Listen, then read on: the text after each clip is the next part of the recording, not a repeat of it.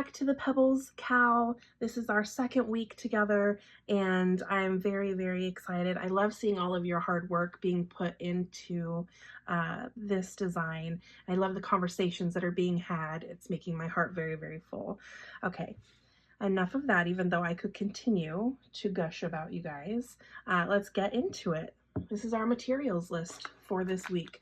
We need our green color yarn, so our light green and our dark green. I don't think we need the brown at all this week.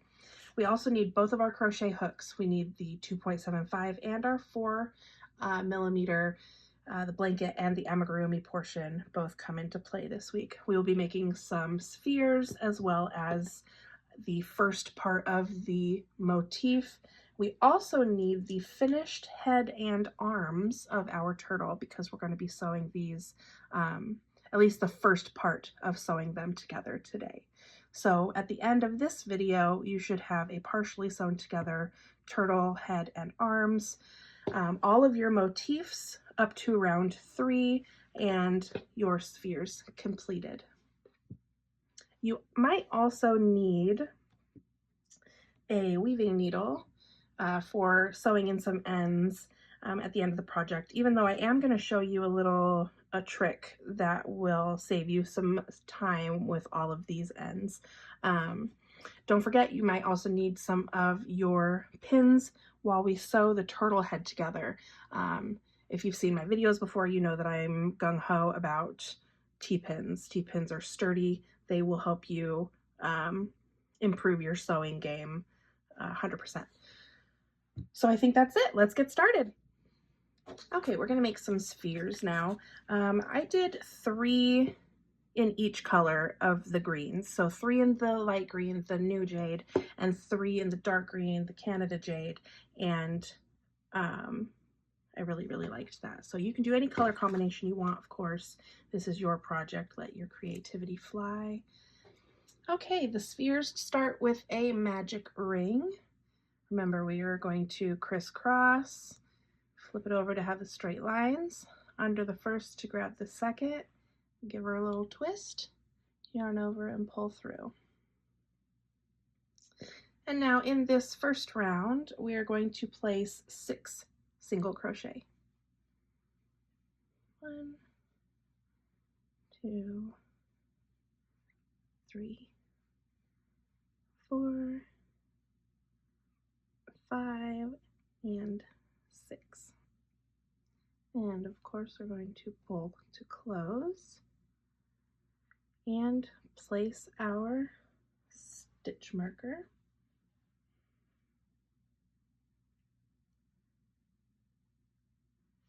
And now we are ready for round 2. All right, round 2 is 1 increase in each stitch. So that's our repeat, is just an increase. It's 2 singles in each stitch around.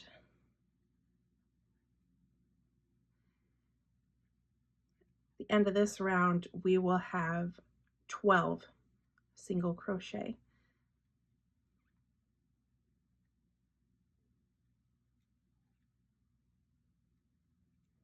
I also wanted to note that these spheres are a great way to add some sensory items to your Lovey. You can put like a little squeaker toy in these or a little rattle. I even had a friend of mine put a music box inside of one of the heads so that it had like a soothing effect that way. I'm just trying to roll away from me here.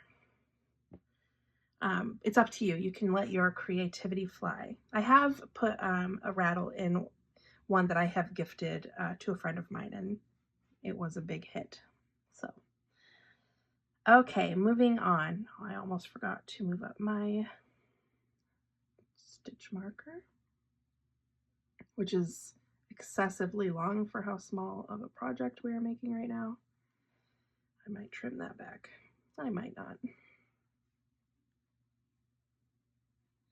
Okay, and round 3. We have a repeat, and our repeat is 1 single crochet and then an increase, and we repeat that 6 times. At the end of the round, we will have 18 single crochet. So our repeat is 1 and an increase.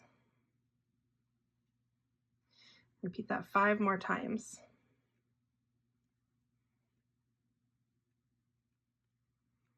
And coming up on my last repeat for round 3, and I will move up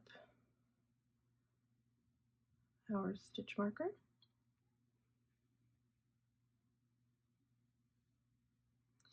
And our last increasing round, which is 2 single crochets and then an increase. We'll repeat that 6 times, and at the end of this round we will have 24 single crochet. First repeat, 1, 2, and increase. Repeat that 5 more times. On our last repeat now, it's 1, 2, and our increase always lands in that last stitch. We'll move up our marker, our trusty friend. And now we are ready for our smooth sailing rounds, which are rounds 5 through 8. So in rounds 5 through 8, we will be placing 1 single crochet in each stitch, and that's 24 stitches. My kids are running around, sorry if you can hear them. Okay, so for 4 rounds, we've got 24 single crochet.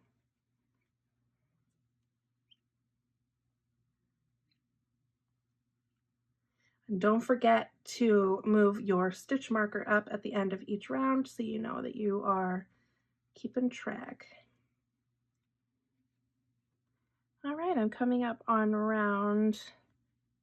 the end of round 8 there. I have my stitch marker placed in each round. Move it up again. And now we are ready for round 9. And round 9 is 2 single crochets and then a decrease. We're going to repeat that 6 times. At the end of this round, we will have 18 single crochet. There's 1, 2, and 3. I say 3, meaning the decrease. 2 and decrease. And repeat that 4 more times.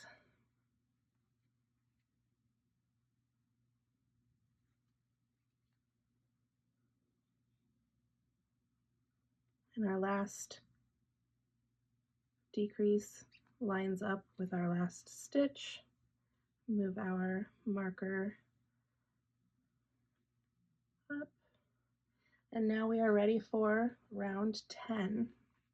Round 10, we have another decreasing repeat. Argue with my yarn for just a second here. Put my tail away.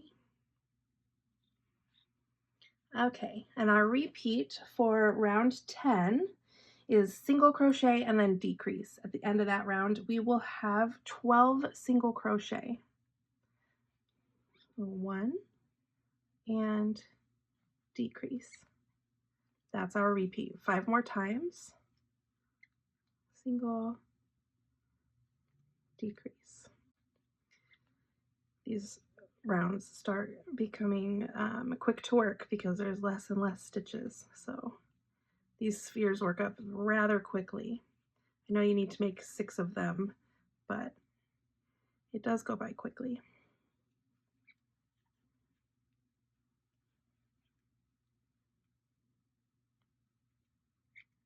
And our last repeat.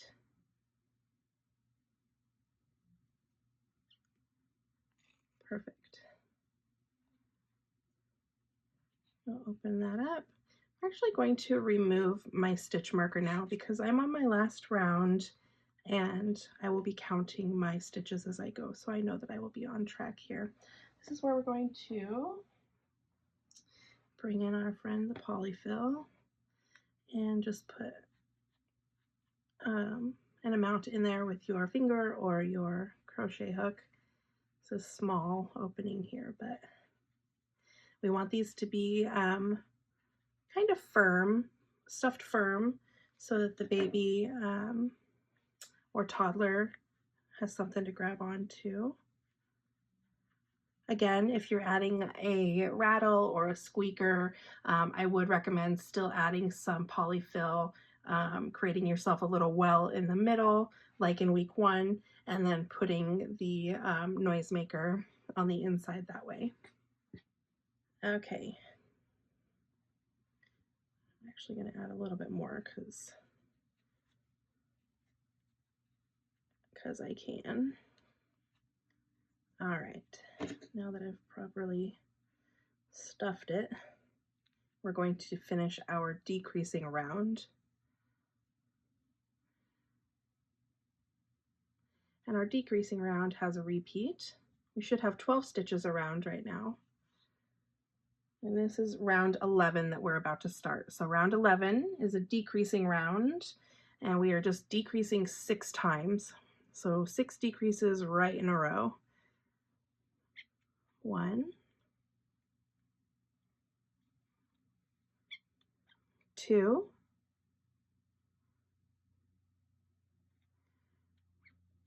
3, 4,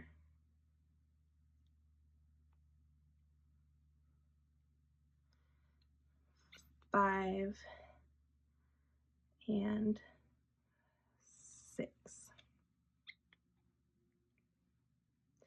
All right, now we're going to slip stitch into the next stitch, yarn over and pull through, and go ahead and break your yarn. Use scissors. I seem to have misplaced mine. This yarn breaks easily though. All right, and pull that through. I'm just going to use my hook to kind of fluff it up because I was just a little bit aggressive there. Okay, and there we have our first sphere made. Let's close the hole. A lot of people do this with a weaving needle. I prefer to use my crochet hook for literally everything, as you will see in this next couple, in this video and the next. I use my crochet hook for, yeah, most everything. Okay, so to close the hole, we're going to weave our needle through the front loops only of the next 6 stitches, because there's only 6 stitches left now. So weave it through. There's 1,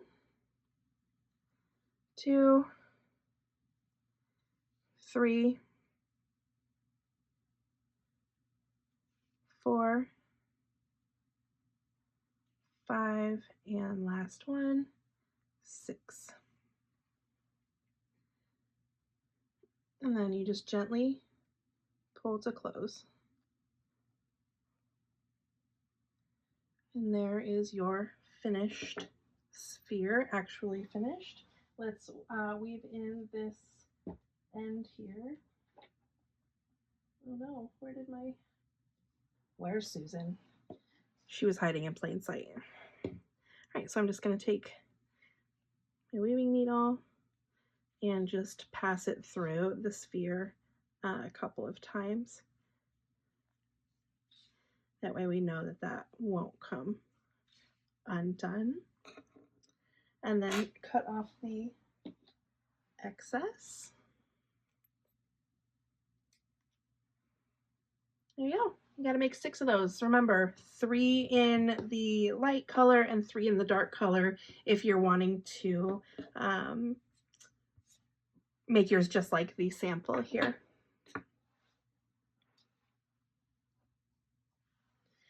Okay, let's sew the arms to the bottom of the head. Our little toe beans. We're making sure that the toe beans are facing up. So when we sew them on, they will be facing up like this. Okay, let's grab our pins. And I forgot last week that we didn't close this hole here, so let's just close this quickly. In the same fashion as the sphere, we're just gonna pull through the front loops of the 6 stitches that remain. Sorry, I'm all over the place.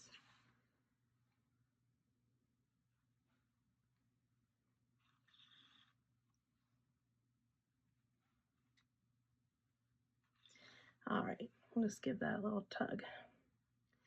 Okay, we actually don't need this yarn tail until we're ready to sew the blanket together. So again, I'm going to bring this up and just kind of tuck this out of the way so that I'm not tripping over it. It's not getting in the way and I'm not getting confused by which thread I'm using. So I'm just going to use some pins to contain. Okay, so to sew the arms to the bottom of the head, I'm going to flip the head upside down, toe beans facing up, right, facing up, and there will be about an inch or so gap between the two arms. This will not be seen during the finished product. This will the blanket will cover all of this. So right now we're just trying to create a base for where our arms are going to go, and I'm going to use my T-pins for this because they are nice and sturdy. Again, all of these materials are linked down below. You can find them there. Sorry if you hear the airplanes. I live next to a small airport. We get circling airplanes all of the time. Okay, so he's so cute. Oh my goodness. All right, so I said an inch, maybe like a finger's distance between the two. His arms are a little bit longer than some of my other designs, just so that he could get past his little nose there. All right, I got my trusty T-pins in place. You know what, I'm gonna be overkill because we like it. It's what we do. It's who we are. Okay, I'm gonna get this little guy out of the way because I'm gonna work on this one first. All right, so I have my weaving needle. This is where this long needle is going to change your sewing game. So I thought I was recording when I sewed on this arm, but wah wah, wah wah, I was not. Okay, so thread your needle onto Susan here, and let's sew on this arm. And you can replay if you need to sew on this arm over here. Sorry about that, guys. Okay, so obviously we're gonna anchor down the sides of the arms first. So go ahead and go through those sides. Make sure that they're really, really down. They're very important to make sure that those parts are secure before we move on.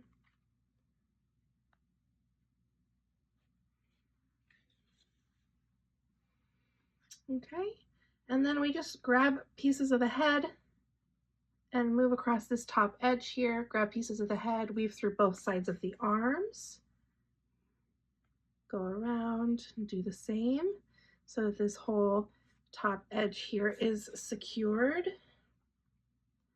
Then I'll go out to the front here again.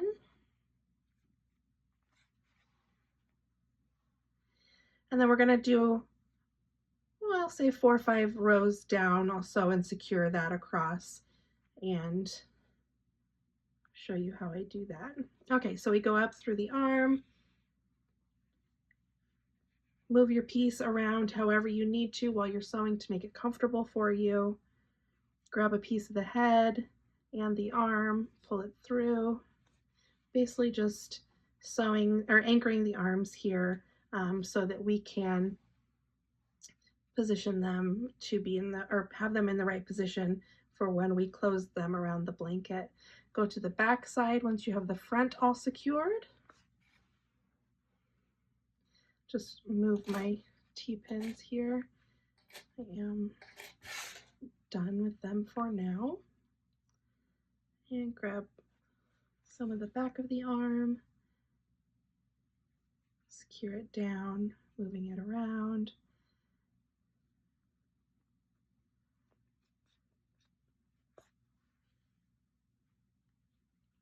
And it's pretty good. if you have seen, I have a full in-depth sewing video for Lovey's that does show both of the arms getting sewn on. So if you need to take a look at that, I think that that would be a good idea. Okay, so now we have both of the arms sewn on half of the way. We are going to leave these tails.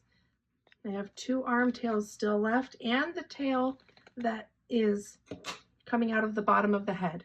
So we have our 3 tails here. We're going to leave them alone until it's time to sew the turtle to the blanket, and I will show you their purpose. But make sure, yes, make sure your toe beans are facing up. Everything is nice and secured when tugged on. It's not going to go anywhere.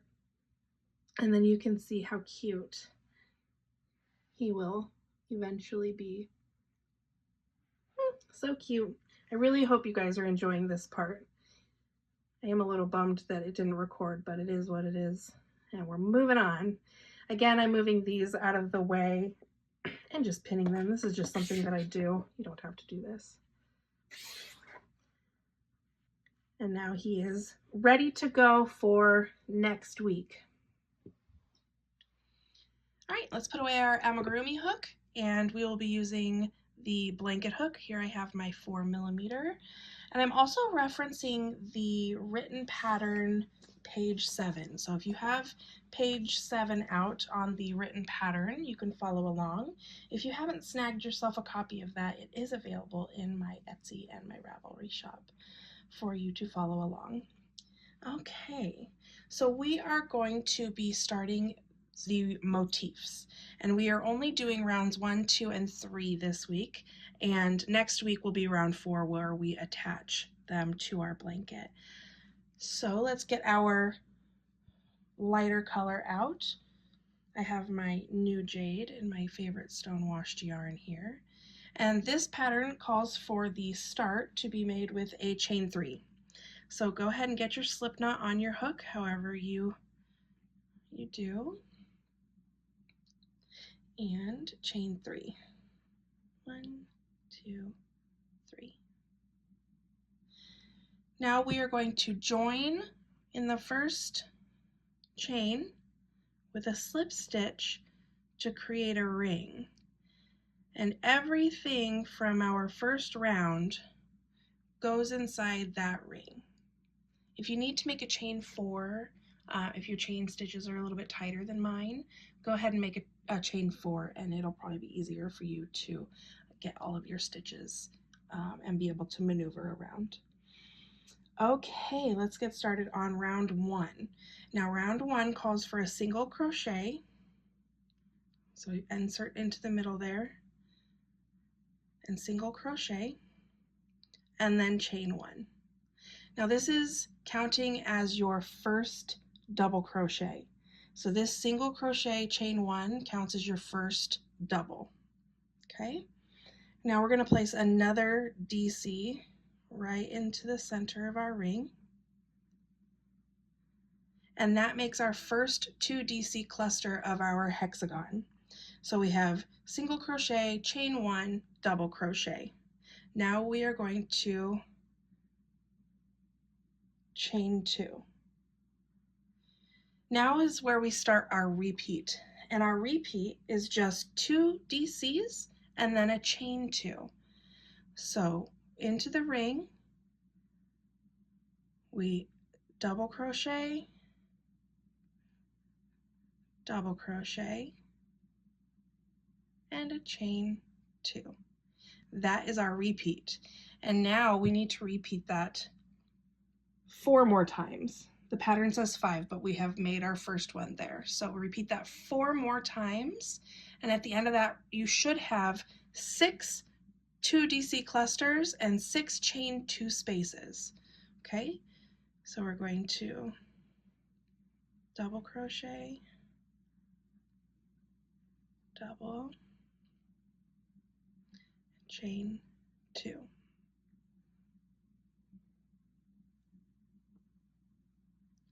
DC, DC, chain 2. All right, we have 4 2 DC clusters.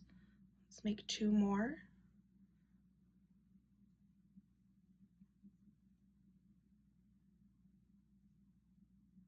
And last one.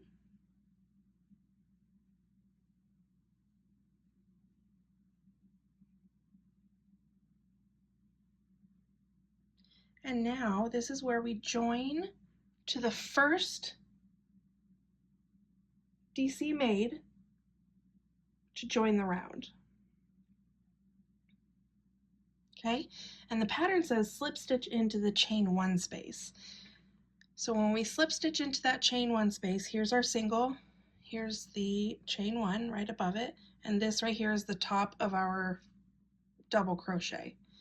So I'm going to find that chain, which I've made right there, single crochet chain. I'm going to insert my hook into the front loop of the chain, go, oops, into the front loop of the chain, and then insert it through the space of the next DC, yarn over, and pull through with a slip stitch. Now when you do that, it kind of creates a false double crochet. And now if you have been following Cypress Textiles, you know that that is a gem of a trick that she has shared with us, the world. So she calls hers a beginning double. I just refer to it as your first DC, but single crochet chain, and then when you add your join, you get yourself a little mock double crochet there, and it is quite hard to find even when you're looking for it. Okay, so now from here on, all of our stitches, sorry, I'm wobbling the table. All of our stitches are going to be made into these chain 2 spaces, just like a regular granny square, but we're making a granny hexie. Okay, so round 2. Round 2 says turn your work and single crochet, chain 1 into the space, that's your first DC made, and then another DC, chain 2 for our corner, and then we're going to make another 2 DC cluster right back into the corner space there. So all of that was worked into the same space. All right, so now we are going to start our repeat, and our repeat is 2 DC,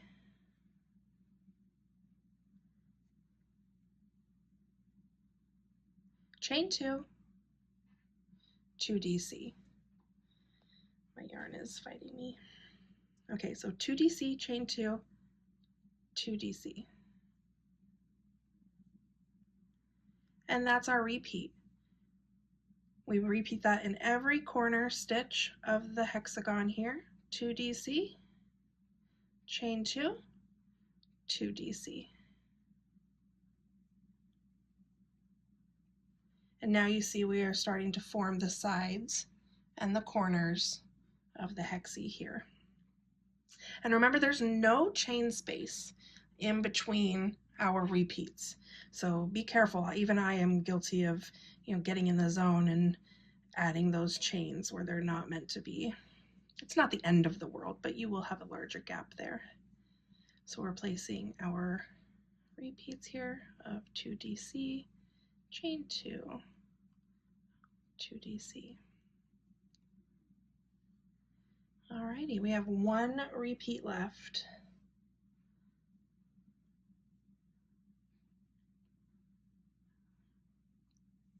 Chain 2, and last 2 DC cluster. And now all we do is join again into our chain 1. So again, we're going to grab the front loop before we insert it. Sorry, I'm shaking my camera. Grab the front loop, insert it into the post, and join with a slip stitch.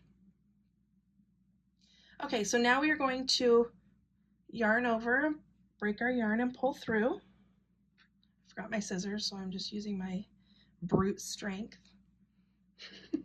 Just kidding, this yarn breaks easy. All right, so now we are going to sew in the ends for the second round. And I want to do this before I start round 3 because this trick, you kind of want to crochet over the top of how we weave in our ends here. And I was taught this trick the very first time I ever made a granny square by my friend's grandmother, so shout out to Roz. I'm going to grab my hook and insert from back to front through the next stitch after our slip stitch there, and grab our yarn and pull it through. I think even Rachel does this too. So great minds think alike. Rachel from Cypress Textiles. Okay, now we're going to go through the back loop and pull through. Now what I like to do, you can do that individually all the way around, but I like to say that I'm lazy, but other people just call it creativity. So, you know, tomato, tomato. I'm going to go through the back. I'm going to come over a few stitches here. I'm going to go through the back loop of all of them. Just wrap my needle around and go through the back loop of all of these stitches.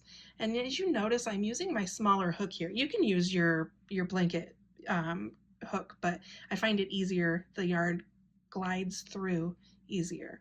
So, you know, wrap your tail, pull it through all of those stitches, give it a tug. You don't want to pull, because if you pull tight on this, it kind of cinches it up, right? So just give it a tug and repeat the process. You can repeat this as long as you want, as long as the tail is. I just go maybe one or two, maybe even thrice, because, you know, overkill. And voila. I say voila, but I got stuck. There we go. Give her your little tuggy poo. Those are professional terms that I'm using in this professional crochet along. Oh, we know me better by now. Okay, and now when I add the yarn for round 3, I'm going to secure our tail that we've kind of semi-woven in here. And so I have my Canada Jade, your dark green color, whatever color you're using for the accent color. And I'm going to attach, I'm turning my work, first of all. Round 3 says turn your work. So naturally, if you were making this in all the same color, you would keep your yarn attached and then just turn your work and continue on with round 3. Since I am changing my color, I'm turning my work and attaching my yarn where we need to continue on from. Okay, so it says attach new yarn in the middle space between corners. So here's a corner, here's a corner. I'm going to attach it in this middle space here. And there's many ways that you can do this. You can start working with a slip knot on your hook. You can tie a knot and continue on like I am. I hate to continue using the word overkill, but that's the only explanation I have for it. So I'm attaching mine with a knot, and then I'm going to pull up a loop so that I am ready to work. Now the pattern states again, we're going to start with a single crochet and a chain 1. Oops. Single crochet and chain 1, and another double to make our 2DC cluster here. Right, now we are at the corner, and we're going to work the corner just like we did before, which is a 2DC, chain 2, 2DC. And I've kind of tucked that yarn tail out of the way there because I feel like it is secure now. Not only is it woven in through the tops of the stitches to be hidden, I've also tied a knot over it and crocheted over it. So when we are done with this round, all we have to do is snip that one off and it's ready to go. Okay, so we have our first 2DC cluster and our first corner made. This is where we start our repeat. Okay, so we're going to place 2DC into the next space. Hello. 2DC into the next space, and then make our corner, which is a 2DC, chain 1, I'm sorry, and 2, and 2DC.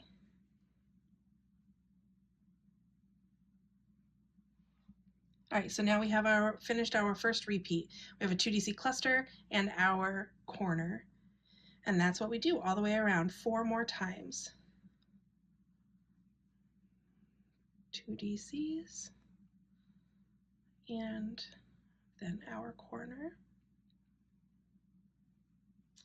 And when we are finished, there will be 19 of these. So you need to repeat this 18 more times. This week's video is kind of shorter, but your homework is a lot more. So by the second or third one though, you'll have the pattern memorized if you don't already, and it'll just be, you can turn on your favorite show or your audiobook like I do and just get into your own little world and crochet your worries away. Okay. Hello, little friend. Thank you. And after this one, I only have one more repeat. And I have a break in my yarn coming. We'll see how that works out. Ooh, I might finish before. Maybe not. Nope. Okay, so I have a split in my yarn. Looks like this is actually from me previously. Let's see if I can crochet over it. If not, I will undo it. Oh, it might work.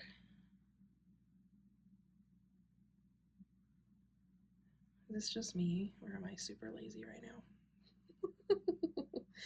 Let's see what that looks like from the back. That'll be fine. I'm gonna undo that knot and sew in those ends and it'll be just fine. Okay, so we're done with our last repeat. And now I'm going to slip stitch into the top of that chain by grabbing the front loop and going in between the post of the next DC to slip stitch. And going to break my yarn, brute strength, pull through. And I'm also going to hide this tail in the same fashion as before. Bring it through to the back and work through the back loops of the stitches to hide the tail. Again, you can do yours one little loop at a time until you get used to doing this. I have done this for like almost 8 years on every project, so. Alrighty, and that is the motif. So I'm gonna snip this tail because I know that that's secured. I'm going to undo this knot here and sew those in just because I want it to be more secure. I will not be cutting this one off yet all of the way, just because I want to be able to go over it in round 4. So I want to be able to attach it and crochet over it and not have to worry about where I need to actually attach that yarn so I can see that. I'm going to try to stop rambling. But now I'm going to go ahead and sew in these 2 ends with my weaving needle. You can even, yes I have, used my crochet hook to do this as well. So you just go through the previous stitches, find the center of them, and pull your yarn tail through. I've already worked over this in the first round, but just to be, you know, secure, I'm just going to pull it through. That's another way that you can hide those tails. And now this one, I'm secure with it, and so I'm going to just snip that off. I highly recommend sewing your ends as you make your 19 motifs. I know that there's a lot of homework on this one, but I swear it'll be worth it. And next week we get to put together our project with round 4 and sewing, and then you get to have your sweet little turtle. I still can't get over how cute his face is. Okay, so that's the end of week 2. You should have your 6 squares, 19 motifs, and a partially sewn together Pebbles head. We'll move these so you can see what you should have. Continue commenting, posting pictures, liking other people's posts and projects and things. Make sure you do all of those so that you can be entered into the giveaway at the end of this crochet along. And again, I thank you for joining me, and I am so excited for next week. I'll see you then.